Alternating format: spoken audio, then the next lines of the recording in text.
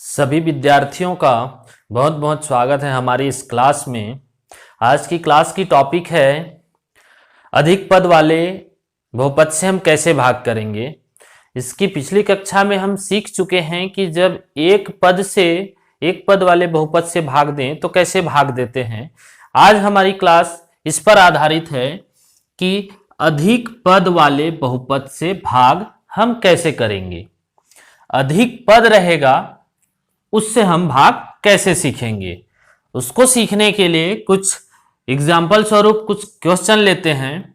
जैसे कि हमारे सामने क्वेश्चन है, बहुपद x square minus x plus 1 को x प्लस 1 से भाग देकर भागफल एवं शेष फल ज्ञात कीजिए। यहां पर एक्स स्क्वायर माइनस एक्स धन 1 को भाग करना है। X square minus x plus 1 को भाग करना है। ये भाग होगा, इसलिए उसको हम लिखें भाज्य के जगह। जो भाग होता है वो होता है भाज्य कहलाता है। इसको भाग किससे देना है? एक्स धन 1 से भाग करना है, तो एक्स धन 1 से भाग देना है। ये कहलाएगा भाजक, जिससे हम भाग देते हैं। जो भाग होगा वह कहलाएगा भाज्य, भाज्य के जगह में लिखें। जिससे भाग देंगे वो कहलाएगा भाजक, भाग करने वाला, उसको भाजक के रूप में भाजक के जगह लिखें। तो ये बहुपद के भागफल को समझने से पहले आपको बहुत ही सरल प्राइमरी क्लास का एक भाग बताते हैं। यदि हम 125 को भाग दें 5 से, 125 भाज्य हो जाएगा और 5 भाजक हो जाएगा। कैसे भाग देते हैं? 5 दूनी 10, फिर क्या करते हैं? घटाते हैं। 12 में 10 घटेगा, 2 बचेगा, फिर 5 उतारते हैं, फिर 5 पछे 25, 5 पछे 25, फिर घटाते हैं, शेष फल 0 बच जाता है। बहुत सिंपल प्राइमरी क्लास का है, लेकिन उसी को हम कंपेयर करके इसको भाग देंगे। यहां पर कैसे किए? पहले 2 बार भाग दिए, 5 दूनी 10, 2 बार भाग दिए मतलब 5 और 2 का गुणा करके लिखे, 5 और 2 10। तो यहां जिससे भी हम भागफल में लिखेंगे इस पूरे के साथ गुणा करके लिखेंगे। चलिए हम इस पर कंसंट्रेट करते हैं। हमें भाग देना है x धन 1 से। भाग दोगे तो सबसे पहले जो भाज्य के पहले पद, पहला पद आपका x का घात 2 है और भाजक का पहला पद x है, तो कितने से भाग दें या कितनी बार भाग दें, इसको जानने के लिए क्या करोगे? भाज्य के पहला पद है x का घात 2 और भाजक का पहला पद है x, उससे भाग देना एकदम झट से कि भाज्य का पहला पद x का घात 2 है और भाजक का पहला पद x है। तो भाज्य के पहले पद को भाजक के पहले पद से भाग देंगे, तो भाग देंगे तो इस तरह से कटेगा और आएगा x। तो जितना आता है उतनी बार भाग देना। कितनी बार भाग देंगे? x बार भाग देंगे।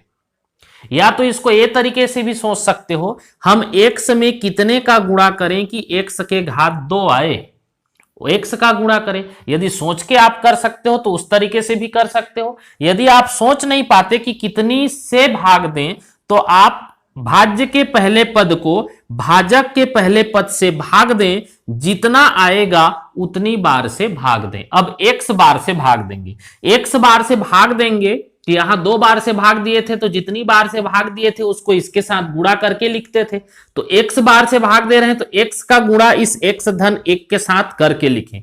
x का गुणा x से होगा x स्क्वायर, फिर x का गुणा धन 1 से होगा धन x। भाग कर लेने के बाद, 2 बार भाग देने के बाद क्या किए? हम घटाए। तो यहां पर भी घटाएंगे। घटाने पर चिन्ह बदल जाता है, कैसे चिन्ह बदल जाएगा, x धन है तो ये ऋण हो जाएगा, यहां पर भी x धन है तो ऋण हो जाएगा। अब इसके नीचे का चिन्ह इसके लिए काम करता है, घटाते हैं भाग देने के बाद तो यहां पर भी घटाएं, घटाने पर चिन्ह बदल जाता है, जो धन रहेगा वह माइनस हो जाएगा, धन रहेगा वो ऋण हो जाएगा, और नीचे का चिन्ह फिर काम करना शुरू करता है। अब देखें, x के घात 2 में x के घात 2 घटेगा, यहां पर शून्य बचेगा, 0 हो जाएगा, कैंसिल हो जाएगा। यहां ये है ऋण x और इस x का चिन्ह ये काम करता है, ऋण x और ऋण x, ये कितना हो जाएगा, ऋण 2x। जिस तरह यहां 12 में 10 घटाए 2 बचा, यहां पर ऋण x और ऋण x जुड़ के हो जाएंगे ऋण 2x, और बचा है उसको उतारें धन 1। फिर वही प्रक्रिया अपनाएंगे कि अब ये भाज्य हो गया, ये भाजक हो गया, तो भाज्य का पहला पद क्या है, ऋण 2x है, और भाजक का पहला पद क्या है, x है। भाग देंगे तो x कट जाएगा, ऋण 2 आएगा। इसका मतलब ऋण 2 बार ऋण 2 से भाग देंगे। या तो उसी को यह भी समझ सकते हैं कि x में कितने का गुणा करें कि ऋण 2x हो, तो ऋण 2 का गुणा करेंगे तो ऋण 2x होगा। तो इस ऋण 2 से भाग दे रहे हैं तो ऋण 2 को इन दोनों के साथ गुणा करके लिखेंगे, ऋण 2 का गुणा x से करेंगे ऋण 2x, ऋण 2 का गुणा 1 से करेंगे 2 एकम 2, धन ऋण का गुणा ऋण हो जाएगा। अब फिर से घटाएंगे, घटाने पर 2 ऋण है तो ये हो जाएगा धन, 2x ऋण है तो ये हो जाएगा धन। अब नीचे का जो चिन्ह आ गया वो चिन्ह उसके लिए काम करेगा। यहां पर देखें, ऋण 2x धन 2x, ऋण 2x धन 2x क्या हो जाएगा, शून्य हो जाएगा, 0 हो जाएगा। यहां पर धन 1 अधन 2, धन 1 और धन 2 ये हो जाएगा 3। और तब तक भाग करते रहना है जब तक भागफल शून्य, शेषफल शून्य ना आ जाए, या तो शेषफल बहुपद के जो भाज्य हैं और भाजक के घात से कम ना आ जाए। अब 3 आया, 3 को हम भाग नहीं दे सकते, ये क्या हो जाएगा, शेषफल हो जाएगा, ये हो जाएगा शेषफल, ये हो जाएगा आपका भागफल। भागफल कितना आया, x - 2। क्या पूछा था, भाग देने के बाद बताइए भागफल कितना आया, तो भागफल आया है हमारा x - 2। शेषफल ज्ञात कीजिए तो आया शेषफल बराबर आया है 3। पहले क्वेश्चन पर ज्यादा फोकस करिए, बाकी के सारे इस तरह के क्वेश्चन एक समझ जाएंगे तो सभी बन जाएंगे।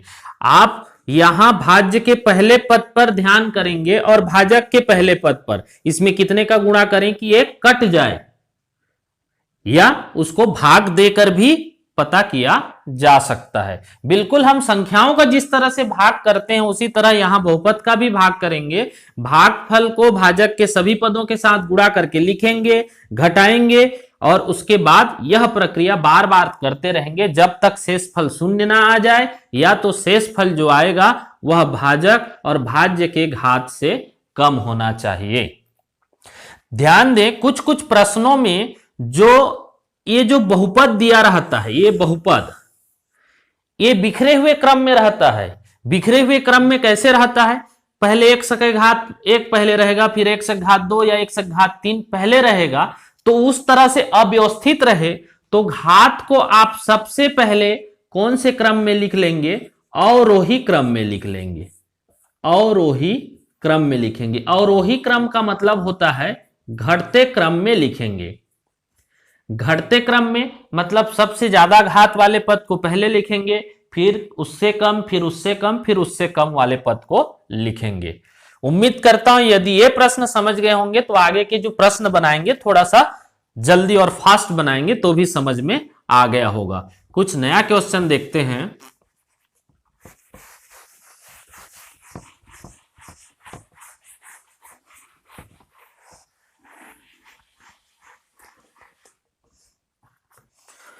एक क्वेश्चन है, बहुपद 2y का घात 3 धन 4y के घात 2 धन 3y धन 1, 3y धन 1 को y धन 1 से भाग दें, y धन 1 से भाग देकर भागफल एवं शेषफल ज्ञात कीजिए। यहां पर आपका भाज्य है 2y के घात 3 धन 4y के घात 2 धन 3y धन 1। यह है आपका भाज्य जिसको हमें भाग करना है। भाज्य के जगह लिखे y धन 1, y धन 1 से भाग देना है तो इसको लिखें भाजक के जगह। अब हम भाग देंगे तो 2y के घात 3 जो है y में कितने का गुणा करें कि 2y का घात 3 आ जाए, उतने से भाग देंगे। y में कितने का गुणा करें कि 2y का घात 3 आ जाए, उतने से भाग देंगे। पहले पद को ही ध्यान देके बनाना। यदि आप जान लेते हो कि y में हम 2y स्क्वायर का गुणा करें तो y का घात 3 आता है, तो सीधा 2y का घात 2 से भाग दे सकते हैं। आपको यदि नहीं पता कितने से भाग देना है तो उसको कैसे निकाल सकते हैं, 2y के घात 3 को y से भाग दें, y से भाग दें, y से भाग देंगे तो क्या होगा, y एक घात है, यहां पर 3 है तो एक घात कट जाएगा, बचेगा 2y का घात 2। तो हम भाग देंगे 2y के घात 2 से। 2y के घात 2 से तो भाग देंगे, लेकिन इस 2y के घात 2 को इस पूरे पद में गुणा करके यहां पर लिखेंगे। 2y के घात 2 का y के साथ गुणा होगा, 2y का घात 3 होगा, 2y के घात 2 का 1 के साथ गुणा होगा, धन 2y होगा। अब गुणा करने के बाद क्या करेंगे, घटाते हैं। घटाने पर चिन्ह बदल जाता है, धन है तो ये ऋण हो जाएगा, ये धन है तो ऋण हो जाएगा। 2y के घात 3 में 2y के घात 3 घट जाएगा, 0 बचेगा। यहां क्या है, 4y का घात 2 में 4y का घात 2 में हो जाएगा 2y का घात 2 घट जाएगा, तो कितना बचेगा, 2y का घात 2 बचेगा। प्लस एक कौन उतरेगा, 3y धन 1। ये पद जो बचा है उसको उतारें। फिर अब इसके पहले पद पर गौर करें, इसके यहां दिए थे तो यहां गौर करें। y में कितने का गुणा करें कि 2y स्क्वायर हो, तो भाग देके देखें। 2y स्क्वायर को y से भाग दें तो y और y कट जाएगा, बचेगा 2y। मतलब हमें देना है भाग धन 2y से। 2y से भाग देना है, तभी y के साथ गुणा होगा तो 2y स्क्वायर बनेगा।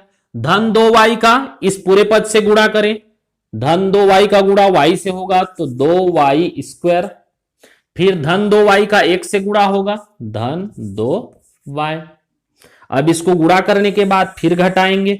घटाने पर चिन्ह बदलता है, प्लस है तो माइनस हो जाएगा, प्लस है तो माइनस हो जाएगा, जो माइनस रहेगा वो प्लस भी हो जाएगा। चिन्ह हमेशा बदल जाता है और नीचे का जो चिन्ह लगता है वो चिन्ह में आप उसको देखेंगे, क्योंकि वह चिन्ह उसका काम करता है। 2y के घात 2 में 2y के घात 2 घटेगा, 0 बचेगा। यहां 3y माइनस 2y, 3y में 2y घट जाएगा, बचेगा y और धन 1। अब y धन 1 है, यहां देखें y, यदि पहले पद को y से भाग देंगे तो 1 आएगा, एक बार भाग देंगे तो आ जाएगा धन 1।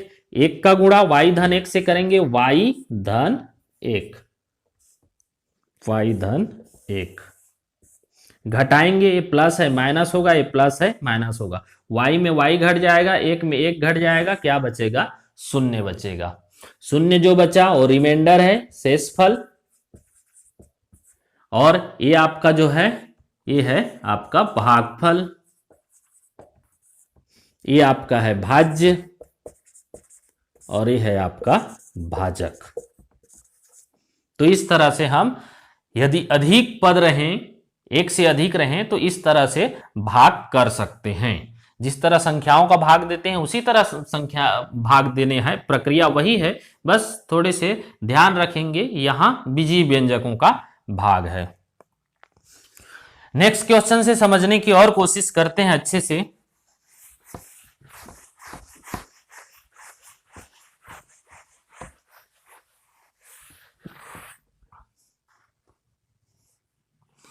एक क्वेश्चन है, सिद्ध कीजिए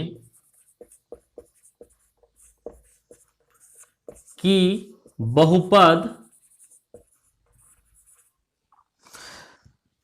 4x के घात 3 धन 3x के घात 2 धन 2x माइनस 9 को x ऋण 1 से भाग करने पर x माइनस 1 से भाग करने पर शेष फल शून्य है।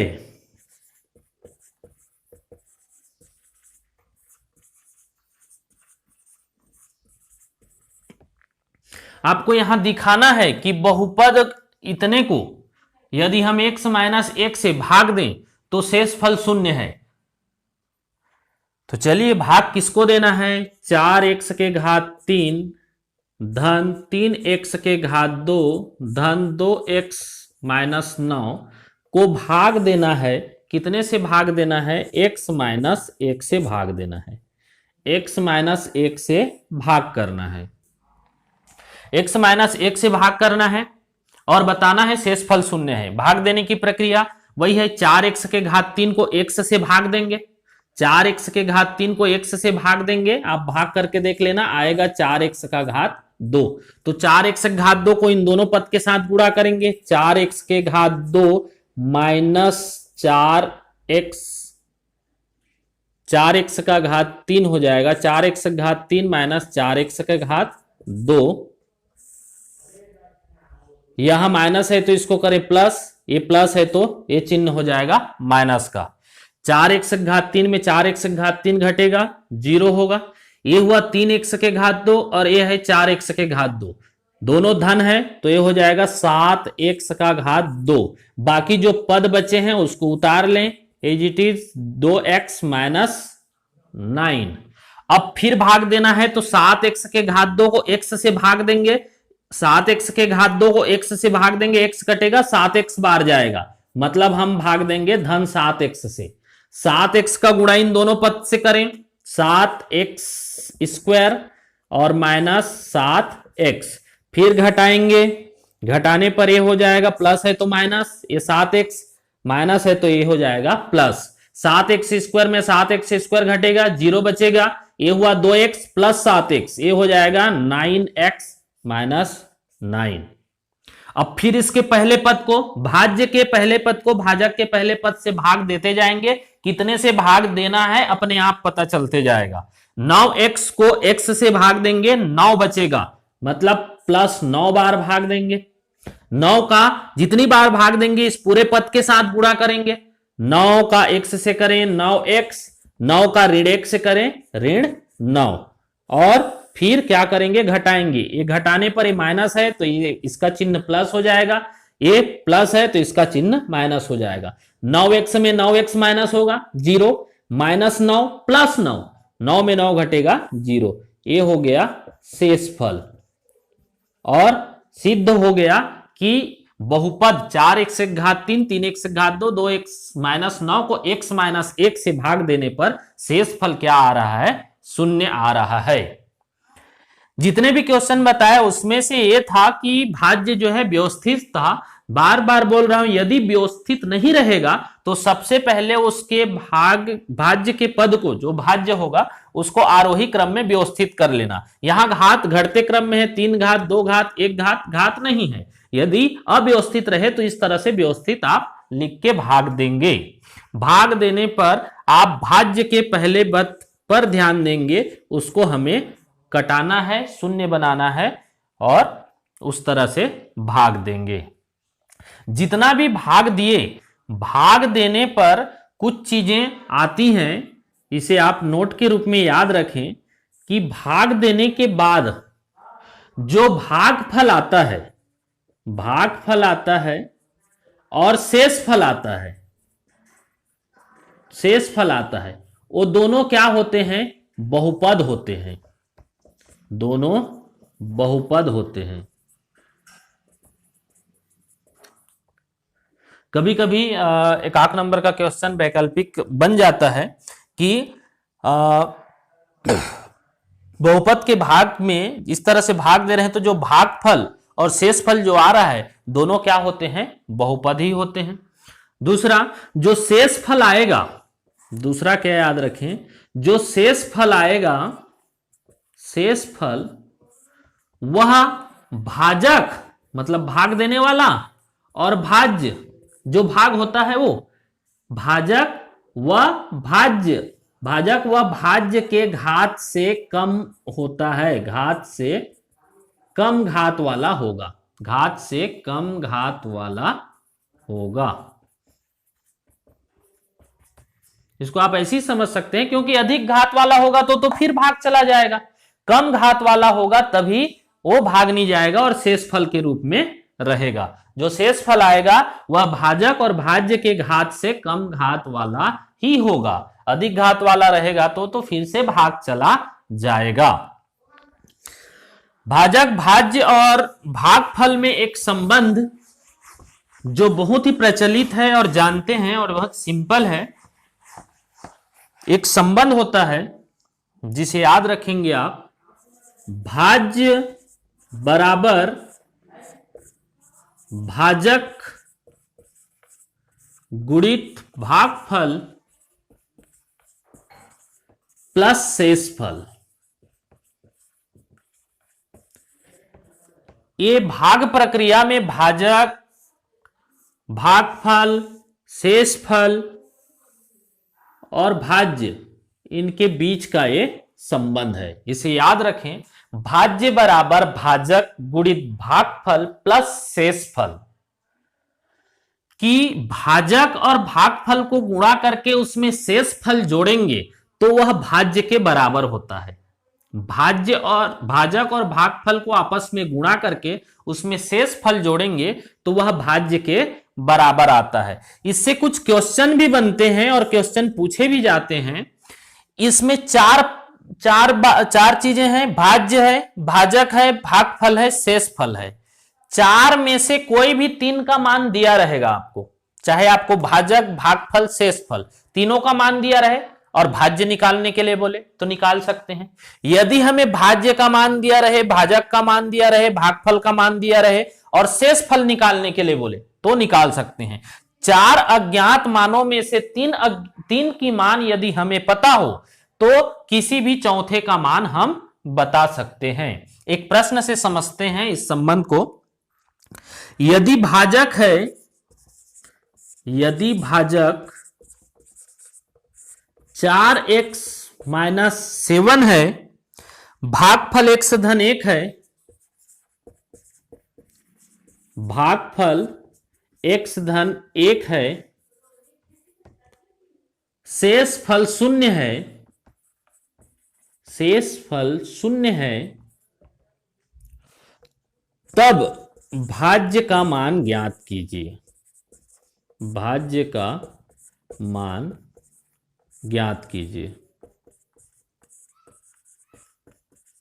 बस इसमें बहुपद का गुणा करना है और जोड़ना है, जो कि हम पहली कक्षा में सीख चुके हैं। बहुपद आपस में कैसे गुणा होते हैं और कैसे जुड़ते हैं। इसमें मान दिया है, देखिए भाजक का मान दिया है 4x - 7, भागफल का मान दिया है x + 1, शेषफल का मान दिया है 0, 3 का मान दिया है, 1 को मान ज्ञात करना है भाज्य का। तो इस संबंध को लिखें, हमें पता है या हम जानते हैं, क्या जानते हैं, भाज्य बराबर भाजक गुणित भागफल प्लस शेषफल। हमें भाज्य का मान मिल जाएगा। भाज्य बराबर भाजक, भाजक का मान कितना है 4x - 7, यह है भाजक का मान, गुणित भागफल का मान क्या है x + 1 प्लस शेषफल का मान कितना है 0। अब देखिए यहां पर 4x - 7 गुणित x धन 1, यहां दो बहुपदों का आपस में गुणा है और गुणा करना हमें अच्छे से आता है। 4x का गुणा किससे करेंगे, x से करेंगे, 4x का गुणा x धन 1 से करेंगे, फिर ऋण 7 का गुणा करेंगे x धन 1 से प्लस 0। इस पहले पद का इस सभी पदों के साथ, इस दूसरे पद का सभी पदों के साथ। बहुपद का गुणा इसी तरह से किया जाता है। अब गुणा करिए, 4x का गुणा 1 से होगा, 4x स्क्वायर होगा, फिर 4x का गुणा 1 से होगा, धन 4x होगा, -7 का गुणा x से -7x, -7 का गुणा 1 से माइनस और प्लस का गुणा माइनस, 7 एकम 7 प्लस 0। अब यहां पर 4x का घात 2 और यहां देखिए 4x माइनस 7x से, यहां x की संख्या 7 है, यहां x की संख्या 4 है, ये ऋण में है, ये धन में है, आपस में घटेंगे, बड़ी संख्या में ऋण चिन्ह इसलिए ऋण में आएगी।